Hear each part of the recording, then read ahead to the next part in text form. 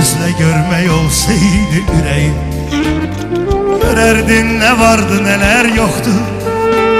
Soldu benim gençliğimin çiçeği, daha hemen insandan eser yoktu.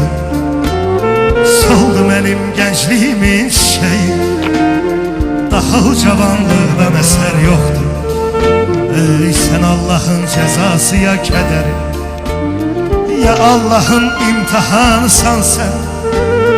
Benim ömrüm kederli eşk eseri, eserim baş kahramanısan sen. Benim ömrüm kederli eşk eseri, eserim baş kahramanısan sen. Sana danışardım qəmim haqqında, tesadüfen qabağıma çıksaydın.